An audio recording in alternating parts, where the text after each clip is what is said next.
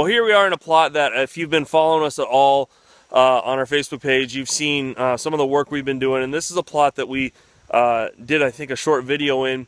And this plot here is about an acre in size. And we've just gone through and we're doing our mapping right now for our client. And we're building that entire portfolio for him because this is the first year he's seen major changes like this on his farm, obviously. And we planted this approximately about 10 days ago. Granted, we've had a lot of rain and our plants are doing extremely well, but we've got some rye in here, we've got some different types of clover in here, lots of good stuff for the deer. This is an annual mixture for the most part that we've got going on in here, and the reason we do annuals in the timber is for the most part, it seems like at least these annuals do really well in shade environments. And when we're doing a new food plot like this, if we do them in the spring, we generally plant beans and then we spray the living dog meat out of them until we get into the fall, and then we'll go ahead and replant them into a fall annual. But depending on where those are at, there's specific reasons why we plant annuals and why we plant perennials. And this one happens to be a perennial plot because we're going to go ahead and maintain this as it is throughout the years. And this is going to be a great plot all summer long and provide year-long nutrition for them. So you can see we've got a stand up here behind me that was a ladder stand. This stand was actually here to begin with. It was in a great location to begin with.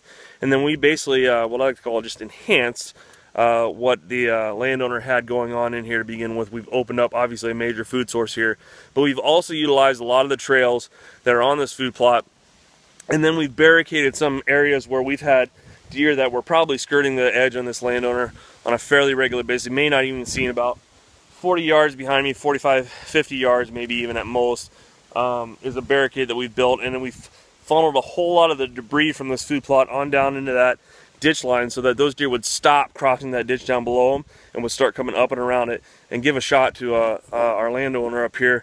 By the time you take into account all the stuff we laid down there, he's probably looking at about a long shot of 40 yards. It's probably going to be fairly closer than that. So just wanted to give you an update. This is where our progression is. If your plots are looking like this, they're in great shape, especially if they're an annual. If they're a perennial with some of our fall mix that we use, some of our landowners that are watching this know that those fields are looking even more impressive because they green up quite a bit more. They have more foliage in them than what these type of plots do. So anyhow, just hoping you're having a great week coming up. We're coming in another weekend. If you're on your farm right now, you need to be probably doing your last checks on your cameras to make sure they're in the right locations. And then you're going to leave those cameras completely alone until hunting season. It's extremely important.